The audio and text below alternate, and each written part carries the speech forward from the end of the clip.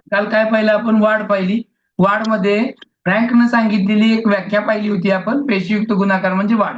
एकूणच आपण वाढ म्हणजे काय पाहिलं, की ज्याच्यामध्ये वाढ म्हणजे आकारमान, प्रमाण असेल, रचना असेल, वय असेल, वजन असेल, उंची असेल इत्यादीमध्ये होणारा जो धनात्मक बदल आहे, ते म्हणजे वाढ आपण पाहिलं. त्यानंतर आपण पाहत असताना विकास म्हणजे काय पाहिला? विकास ही संकल्पना वाढीपेक्षा वेगळी आहे. त्याच्यामध्ये व्यापक अर्थाने ती वापरली जाते. वाढीच्या मध्ये विकास येत नाही, परंतु विकासाच्या संकल्पनेमध्ये वाढ ही आपसुकच येत असते, हेही पाहिलं आपण. त्याचबरोबर ही जो विकास आहे, हा एक निश्चित दिशेने सुसंगतपणे चालणारा एक धनात्मक बदल आहे. तो म्हणजेच आपण विकास पाहिला. त्याबरोबर पॉल मुसेंची एक व्याख्या आपण पण पाहिली होती, की एखाद्या व्यक्तीच्या शरीराच्या व मज्जासंस्थेच्या रचनेमध्ये, वर्तनात व गुणवैशिष्ट्यात व्यवस्थित पद्धतीने होणारे टिकाऊ स्वरूपाचे बदल म्हणजे विकास. ही सुद्धा आपण विकासाची काल व्याख्या पाहिलेली होती. त्याचबरोबर हॉर्लॉक यांची पण पाहिली. हे एकूणच जे आपण पाहिलं, की विकास हा पूर्णपणे क्रमबद्ध चालणारा आहे. तो गुणात्मक बदल असतोय. हां, विकासाचे टप्पे हे ठराविकच असतात. पण वेग सारखा नसतो आणि विकासातील बदल हा धनात्मक असू शकतो. हेही आपण पाहिलं. त्याचबरोबर विकासामध्ये सुधारणाही करता येते. याही गोष्टीला आपण या ठिकाणी पाहिलेलं आहे.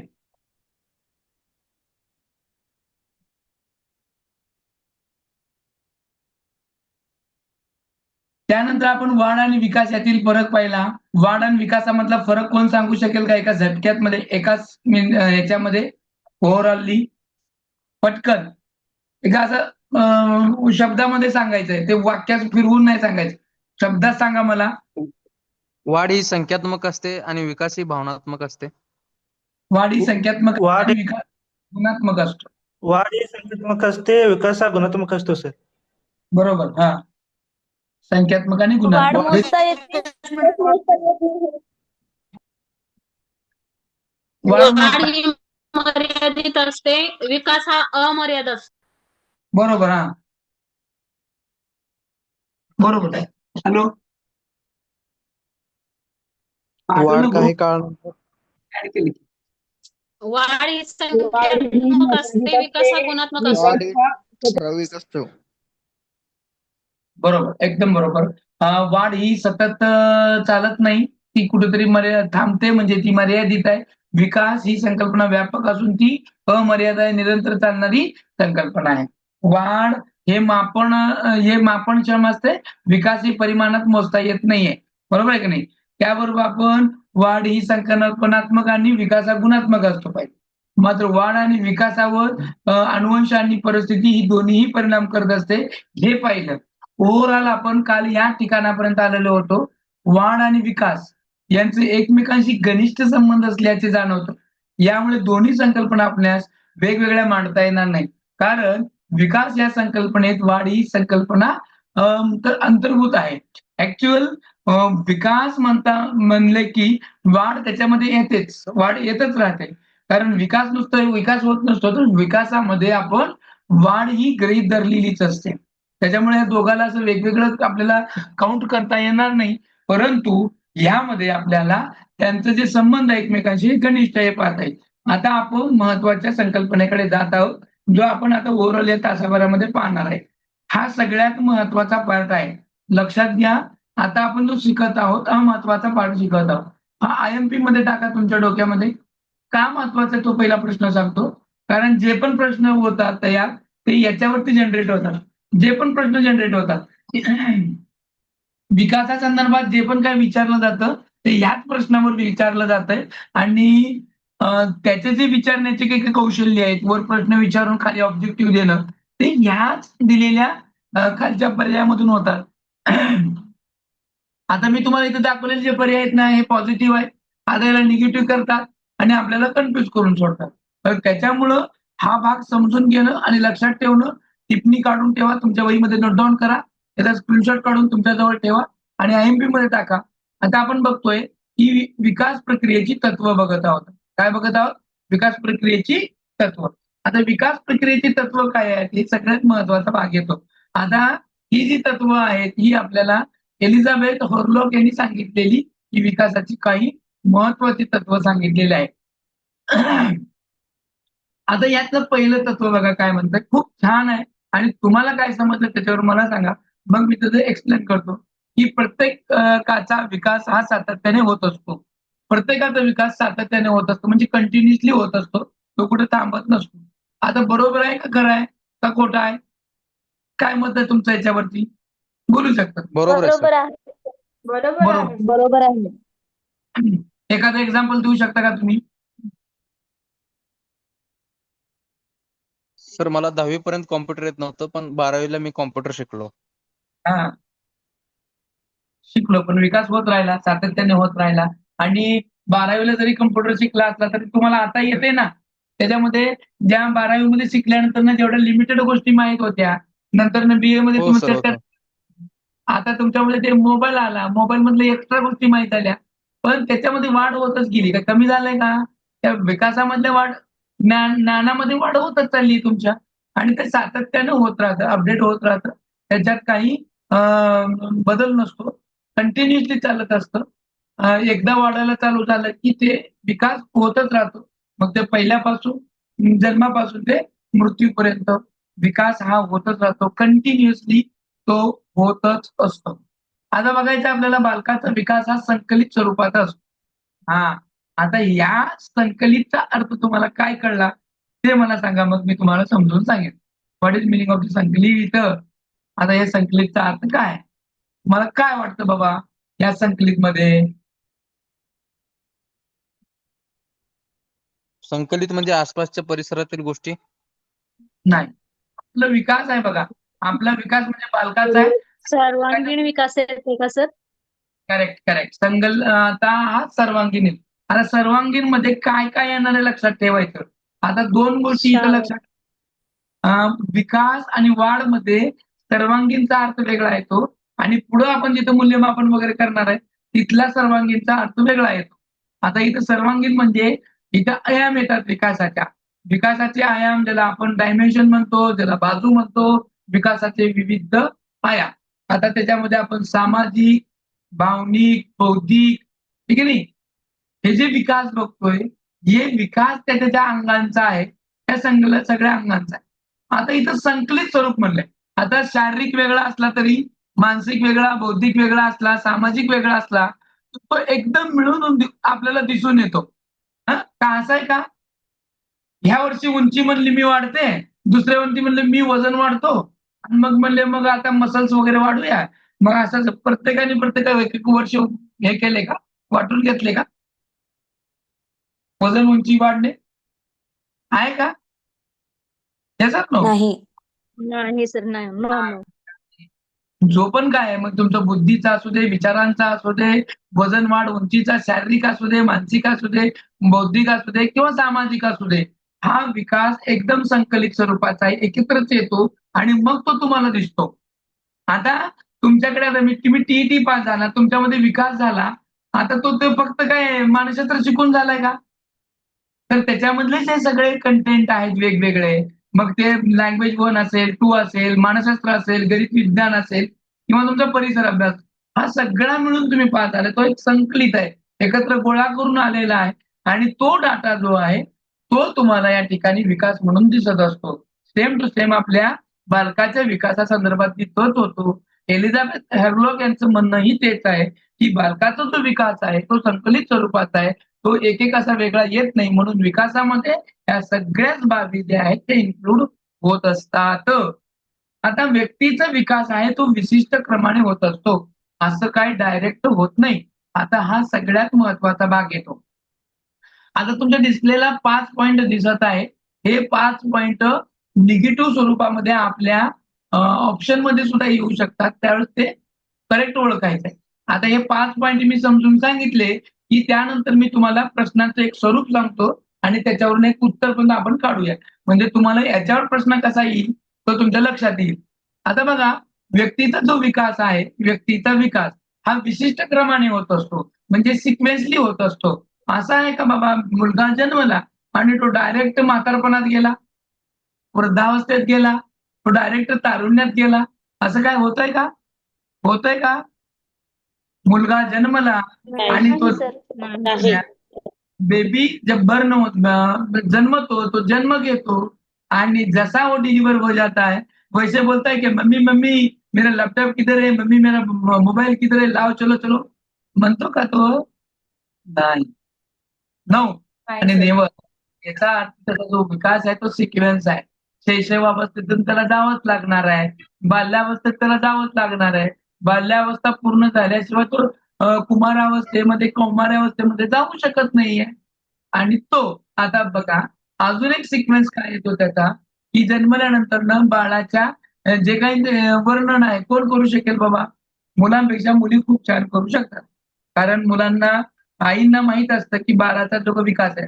मुलगा जन्मल्यापासून 40 ते 45 दिवसाच्या त्याच्या सगळ्याच बाबीचं ओव्हरऑल मला वर्णन करून सांगा. बाबीमध्ये त्याच्यात काय काय बदल होतो, कसा कसा होतो ते सांगा. म्हणजे त्याचा सिक्वेन्स तुम्हाला इथं देतो. चला, कोण सांगू शकेल? आणि ज्या मम्मी आहेत त्या खूप छान सांगू शकतात बघा. असं काही नाही, कोणीही सांगू शकेल, पण एकदम तंतोतंत उत्तर येईल जे मला अपेक्षित आहे ते. चला पटकन सांगा, वेळ नका घालू. त्या- आपल्या तत्वाजेपर्यंत तास आहे. त्याची अभिरुची सर, त्या बालकाची अभिरुची आणि कृती क्षमता, त्याचा हावभाव. नेक्स्ट चुकीचं आहे उत्तर. मी फक्त तुम्हाला 45 दिवसाचं सांगितलंय. बालक जन्मल्यापासून 45 दिवसापर्यंत सांगितलंय. त्या बालकाला हावभाव नाही ते कुठं करणार, अभिरुची काय करणार? रडणे. ओके, रडणे तर हे एक येते. बरं इथे येते पुढं. पहिले बाळ जन्मल्यानंतर आईचं दूध पिते. मग नंतर मग नंतर काही वेळानंतर ते थोडा दिवस जसं जसं मोठं होत गेला तसं तसं त्याची हातवारे वर करण्याची क्षमता पण वाढते. त्याच्या हातापायामध्ये जीव येते. मग नंतर ते असं पालथं पडायला जाते. मग नंतर ते खेळते असं सर. असं ठीक आहे. मला थोडक्यात अपेक्षित आलं, पण तुम्ही पूर्ण सांगितलं नाही. माझी अपेक्षा काय आहे बघा या ठिकाणी. मुलगा जन्मला तर चालत तर नाही, तो पळत तर नाही, तो धावत तर नाही आणि बोलत तर नाही. म्हणजे ह्या गोष्टी एकदम करत नाही. म्हणजे टप्प्याटप्प्यानं तो शिकतो. त्या वयामध्ये किंवा त्याचे मसल्स त्याच्यामध्ये त्याच्या शारीरिक बाबीमध्ये परिपक्वता आल्यानंतर त्या गोष्टी येतात. बाळ जन्मलं की तो रडतो, भूक लागली की तो रडतो. तो रडल्यानंतर ना आपल्याला कळतं की त्याला काहीतरी होत आहे. आपण अंदाज लावतो की त्याला एकतर भूक लागलेली आहे किंवा त्याच्या काहीतरी दुखत आहे, पोट दुखत आहे किंवा काहीतरी होत आहे. म्हणजे तो कशाने सांगतोय? रडून सांगतोय. तो तोंडी सांगत आहे का? म्हणजे फर्स्ट त्याची जी लँग्वेज असणार ती आपली साईन लँग्वेज असणार आहे. तो आपल्याशी बोलणार आहे चिन्हाने, म्हणजे रडून बोलणार आहे. मग आपण ते आयडेंटिफाय करणार आहे आणि त्याच्यानुसार त्याचं ट्रीटमेंट करणार आहे. बालक सुरुवातीला खूप झोपतो, कंटिन्युअस एकदम 24 तास मधला जेव्हा भूक लागते तेव्हा तो उठतो, दूध पितो आणि परत झोपतो. त्याच्यातले 24 तासामधले एका दुसरा तासच जागण्यात जाईल किंवा झोपण्यात जाईल बाकीचा. पण काही बालकांचं उलट असतो, तो किरकिर करतात, रडतात, ते करतात. मग सुरुवातीला फक्त ते असे झोपूनच असतात ज्या उजव्या आपल्या सरळ अंगाने. मग हळूहळू बघा स्टेप बाय स्टेप ते लगेचच काय या अंगावर एका कुशीवरून दुसऱ्या कुशीवर होत नाही, ज्याला आपण एका अंगावर म्हणतो. बालक लगेच एका अंगावर होतो का? त्याला काही कालावधी लागतात. फक्त तो हात हलवतो, पाय हलवतो आणि ते हात पाय हलवण्याची जी पण काही कला आहे एकदम फास्ट नाही आहे. कारण त्या गोष्टी ज्या आहेत, हातामधले काही मसल्स आहेत, बोट आहेत, बोटाचा विकास आहे, त्याची वाढ आहे, त्याच्यामध्ये येणारी परिपक्वता आहे, ही लगेच आलेली नसते. ती स्टेप बाय येत असते. म्हणून बाळाचा जो विकास आहे ना, हा बघा नेहमी डोक्यापासून पायाकडे असतो. आणि त्याचा जन्मानंतर ना त्याच्या डोक्याचा आकार जो आहे ना, हा प्रश्न पण येतो बघा. बरोबर. 3-4 आहे. सगळ्यात पहिलं त्याचं डोकं मोठं दिसतंय. ते आपल्या हंड्यासारखं एकदम मोठं आणि शरीर बारकं. आहे की नाही? हा प्रश्न पण आलेला आहे, की बाळ जन्मल्यानंतर ना डोकं आणि शरीराचं त्याचं जे काही प्रमाण आहे ते कितीच कसं आहे. ह्या गोष्टी आपल्याला माहीत असणं गरजेचं आहे. नुसतं बाळ बघून जमत नाही, तर त्याच्या सायकोलॉजिक दृष्टिकोनातून त्याला बघा आणि मग समजून घ्या. बाळ रडतो का? मग ते रडल्यावर आपण मारून जमतंय का? सारखंच रडतो म्हणून मारून जमणार आहे का? तर मारलेलं कळणार आहे का? नाही. मग मारलेलं बाळाला कधी कळणार आहे? जेव्हा तो मॅच्युअर होतो, बुद्धिमत्ता येते, त्याच्यामध्ये शारीरिक विकासाबरोबर बौद्धिक विकास झालेला असतो. खऱ्याची, खोट्याची, चांगल्याची, वाईटाची त्याला ओळख जेव्हा व्हायला लागते, तेव्हा मारलेलं त्याला कळणार आहे, की हमें किस लिए पीटा गया.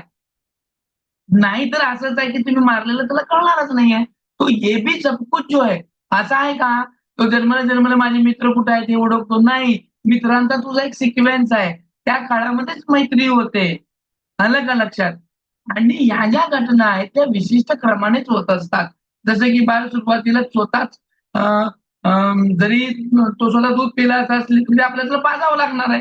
बरोबर आहे? म्हणजे सुरुवातीच्या कालावधीमध्ये तो दुसऱ्यावर अवलंबून असतो. तो बालक कशावर आहे? दुसऱ्यावर अवलंबून आहे. मग नंतर मग तो स्वयं करायला लागतो. आता स्वयं करताना सुद्धा तर 4-5 वर्ष जातात हो. बालकाला आपल्या गोष्टी हां, त्याचं सी आणि शूवर कंट्रोल नसतंय. मग ते कंट्रोल यायला आता आहे का 2-2.5 वर्षापर्यंतची बालक सुद्धा सांगत नाहीत, की मला सी आली का, सू आली का. डायरेक्ट जागेवरच करतात. मग ह्या ज्या गोष्टी ज्या आहेत ना, ह्या क्रमाक्रमाने होत असतात. म्हणून व्यक्तीचा जो विकास आहे, त्या विकासाला सगळ्या गोष्टींचा क्रम आहे. म्हणून बालक डायरेक्ट शैशव अवस्थेतून तारुण्यावस्थेत किंवा वृद्धावस्थेत जात नाही. तो पहिल्या त्याच्या दिलेल्या सिक्वेन्स नाही तसंच. जसं की एका अंगावरून दुसऱ्या अंगावर, दुसरं मग पालथं पडणं, मग ते पालत्या पोटाच्या बलनं ते सरकणं पुढं, आहे की नाही? पोटाच्या बलनं. का डायरेक्ट रांगतो का? नाही रांगत. कारण ते गुडघ्याला फोल्ड करणं, त्या गुडघ्याच्या ह्याच्यावरनं चालणं, त्याला ते येत नाही. मग हळू मग तो बालक गुडघ्यावर रांगायला लागतो. मग आधार धरून उभारायला लागतो. आधार धरून उभारल्यानंतरनं मग ते आधार धरून चालायला लागतं. आधार धरून चालायला लागलं, की मग पुढे तो सगळ्या गोष्टी करायला लागतो. आहे की नाही? मग हात आधार सोडून चालायला लागतो. मग बोट धरून कुणाचं तरी चालायला लागतो. मग चालता मग स्वतःचं बॅलन्सिंग करायला लागतो. ऑलरेडी तो ज्यावेळेस इतर व्यक्तींना सोडून चालतो की नाही, जसं की आधार न कसं चालतंय बघा, हवेत एक बदकाचं पिल्लू चालल्यावानी 2 हाताचं बॅलन्स करून एवढे पाय, एवढे हात कसं चालतो तो? एक विशिष्ट क्रम आहे. आणि मग व्यवस्थित चालायला लागतो, शरीराचा बॅलन्स करतो आणि मग तो पळायला लागतो. मग त्याचे हे सगळं होत असताना त्याचे हे जे कारक कौशल्य आहे, ज्याला आपण मोटार स्किल म्हणतो, हे डेव्हलप व्हायला लागतात.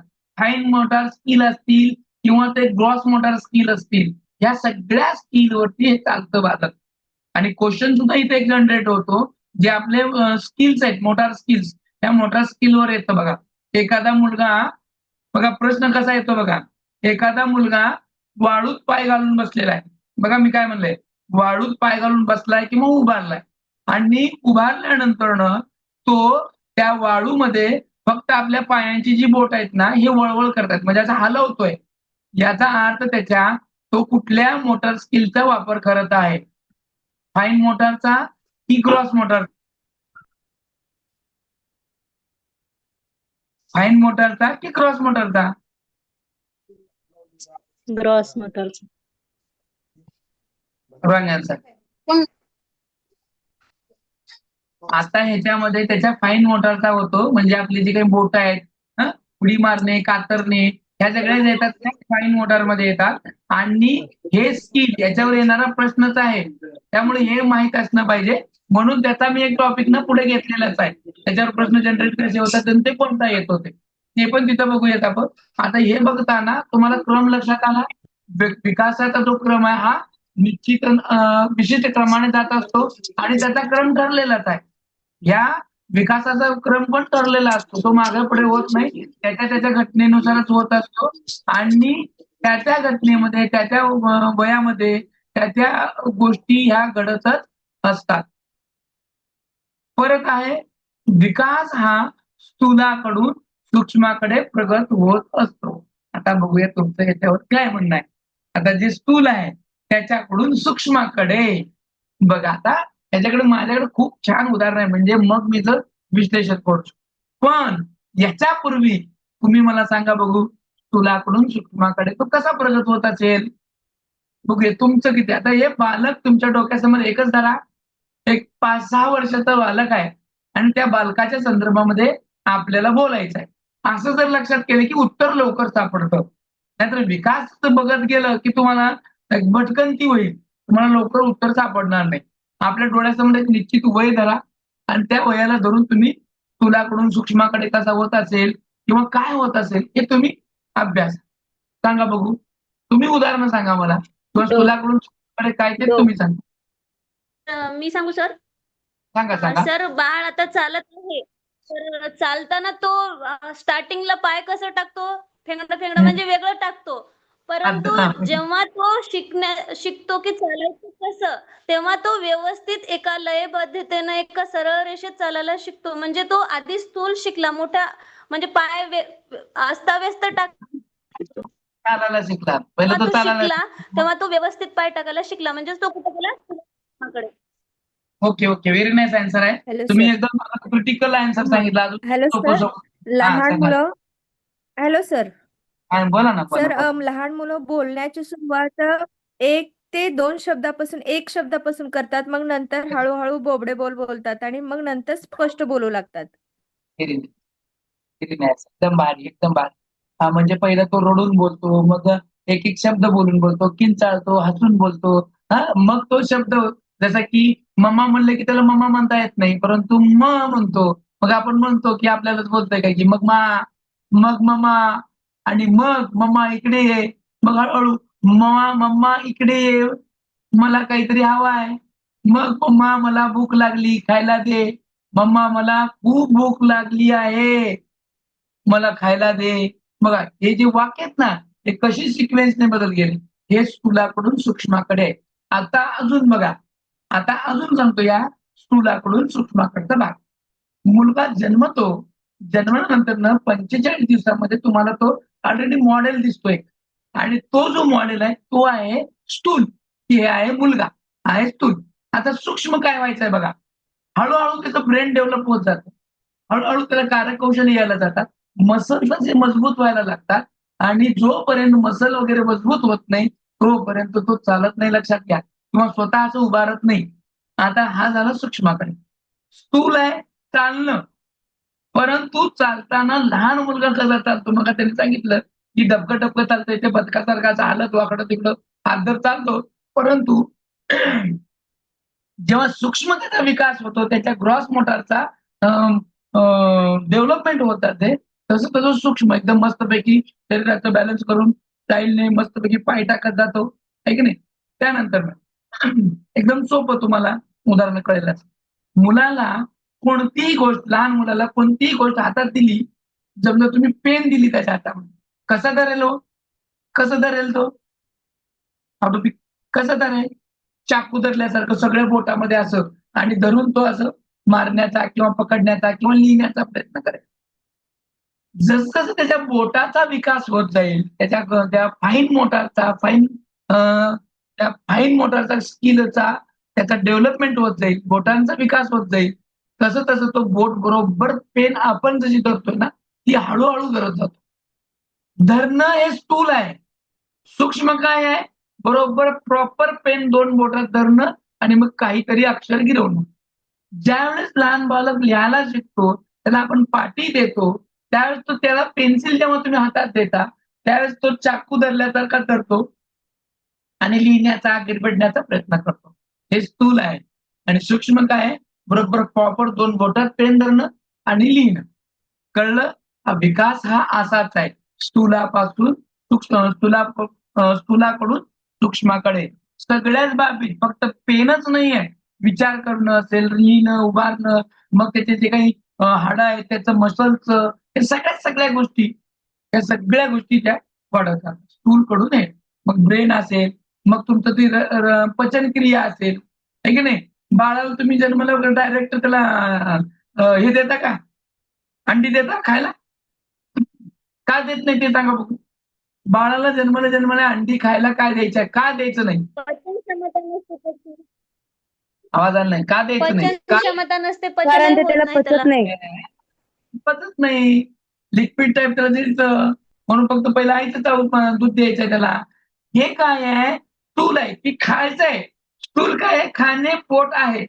पण पोटामधलं सूक्ष्म काय आहे की प्रॉपर त्या गोष्टी पचवणं.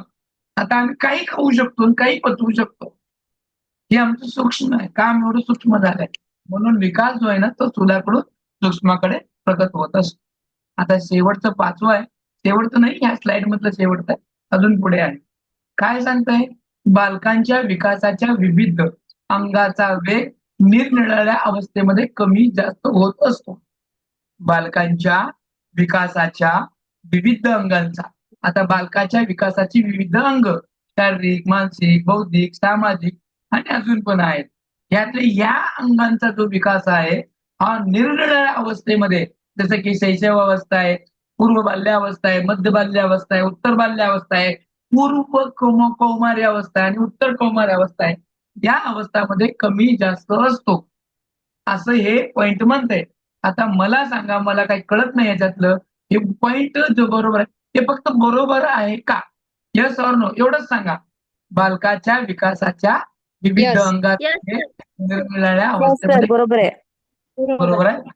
कोण सांगू शकेल बरोबर आहे? Yes, तर sir. कसं कसं कसं बरोबर आहे? मी सांगू सर? हा सांगा सांगा मी सांगू? सांगा ना, मला बोलकी माणसं. बालकाच्या विकासामध्ये बालकाच्या विकासामध्ये विविध अंग असतात, जसं की शारीरिक, मानसिक, बौद्धिक असे असतात. पण त्या अवस्थामध्ये समजा जर बाळ आता 4 वर्षाचा झालाय, त्याची हाईट बरोबर आहे आणि त्याचं ग्रोथ पण बरोबर आहे, पण त्याचा विकासच होत नाही, म्हणजे तो बोलतच नाही, त्याला आपण काय बोलतोय ते पण समजत नाही. आणि जे 4 वर्षाच्या मुलाला जे समजायला पाहिजे, जो सांगतो तो हे घर आहे, हे दार आहे, हे टीव्ही आहे, हे सांगायला पाहिजे, तो नाही सांगत आहे. म्हणजे त्याचं कमी जास्त शारीरिक झाली त्याची वाढ, पण त्याची बौद्धिक वाढ झाली नाही, तर तो कमी जास्त होत राहते ना. आता तेच दुसरा मुलगा आहे, तर 4 वर्षाची त्याची हाईट वाढलेली आहे, बौद्धिक स्तर पण वाढलेला आहे. असं होते, कमी जास्त होत राहते त्या वयामध्ये असं. बरोबर. वा छान. अजून छान एकदम बरोबर आहे, एकदम बरोबर आहे. अजून ह्याच्यातच मला एक वेगळं प्रश्न विचारायचा आहे सर. मला मला विचारायचं विचारा.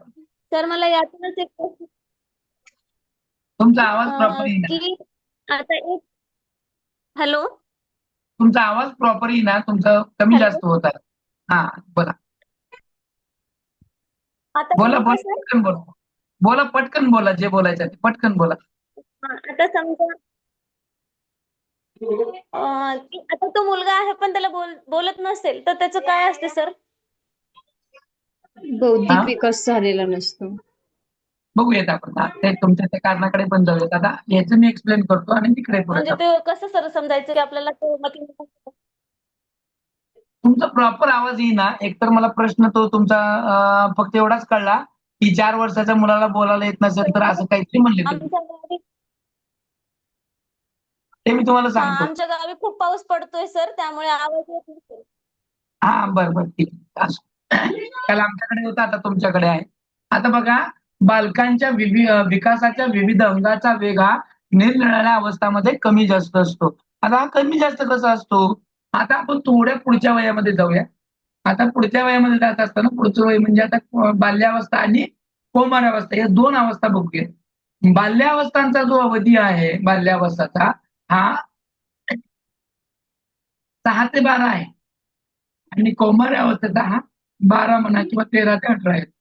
बरोबर. याच्यामधला वेग बघूयात म्हणजे तुम्हाला लक्षात येईल. मुलांच्या तुलनेमध्ये मुलींचा जी वाढ आहे ही फास्ट होत असते. बरोबर आहे का? कधीही पण कुठेही बघा. पण त्यांची एक अवस्था असते ना, त्या अवस्थेमध्ये मागे पुढे होत असतो. आता बघा, बाल्यावस्थेमध्ये जेव्हा मुलगा 6 ते 12च्या अवस्थेमध्ये असतो, यावेळेस मुलाचा जो विकास आहे हा झपाट्याने होतो आणि मुलीचा थोडं स्लो असतो. मात्र त्याच्या तुलनेमध्ये कौमार्य अवस्थेमध्ये थोडं उलट असतं. कौमार्य अवस्थेमध्ये मुलाचा विकास थोडा कमी होतो आणि मुलीचा विकास एकदम झपाट्याने होतो. कमी जास्त झाला का नाही? कमी जास्त झाला की नाही? अवस्था त्याच आहेत, पण त्यांचा तो विकासाच्या विविध अंगांचा मागे पुढे झाला का नाही? एक. दुसरं याच्यामध्ये अजून सांगतो तुम्हाला, एखादा मुलगा म्हणजे मुलगीच धरूयात आपण. मुलांच्या तुलनेमध्ये मुलगी नाजूक असते, अमुक असतं, तमुक असतं, बरोबर आहे. परंतु विकास जर होत असेल तर मुलापेक्षा मुलीचा विकास थोडा जास्त असतो, झपाट्याने होतो. इथल्या इथंच फरक आहे. आणि अवस्थामधला पण सांगितला.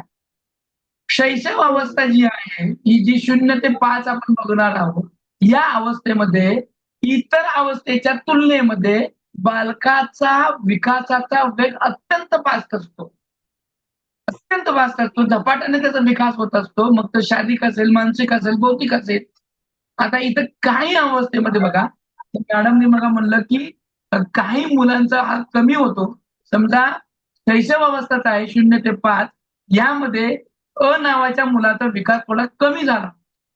ब नावाचा एकदम रेग्युलर झाला आणि क नावाचा झपाट्याने झाला. आता याला बौद्धिक कारण आहेत. ती बौद्धिक कारणं आपण बुद्धिमत्ता या पाठामध्ये बघणार. प्रतिभाशाली जर बालक असेल, प्रतिभाशाली जर बालक असेल त्याचा बुद्ध्यांक 140 च्या वर असतो. त्या बालकाचा विकास इतर बालकाच्या विकासापेक्षा जास्त पटीने होत असतो. सर्वसामान्यपणे तुम्ही मला सांगा की मुलगा कधी बोलायला शिकतो? कधी बोलायला शिकतो? बोलायला शिकतो म्हणले मी. 6 महिन्यानंतर सर 18 मंथ किती? ते नंतर 2 नंतर.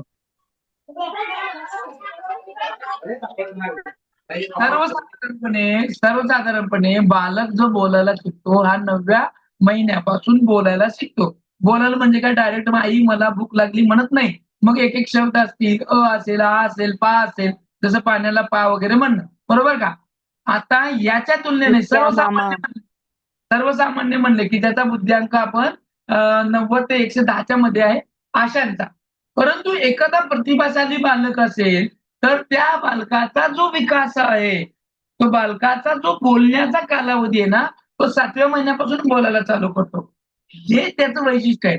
म्हणून प्रत्येक बालकाच्या विविध अंगांचा जो विकास आहे ना, तो कमी जास्त असतो, तो झपाट्याने होत असतो, बौद्धिक क्षमतेवर अवलंबून असतो. आणि समजा एखाद्याचा विकास, आता मुलगीचं सांगितलं मी की मुलीचा बाल्यावस्थेमध्ये विकास थोडा कमी असतो, मात्र कौमारावस्थेमध्ये विकासाचा वेग एकदम फास्ट असतो. इथं कमी झाला, पुढच्या टप्प्यात वाढला. म्हणजे कमी जास्त आहे की नाही? आणि हा कमी जास्तपणा आपल्या हातात नसतो आणि त्या अवस्थामधला त्या ह्याच्यामध्ये तो करता पण येतो, पुढे घेऊन जाता येतं. म्हणून बघा बालकाचा विकास हा सगळ्यात जास्त 80%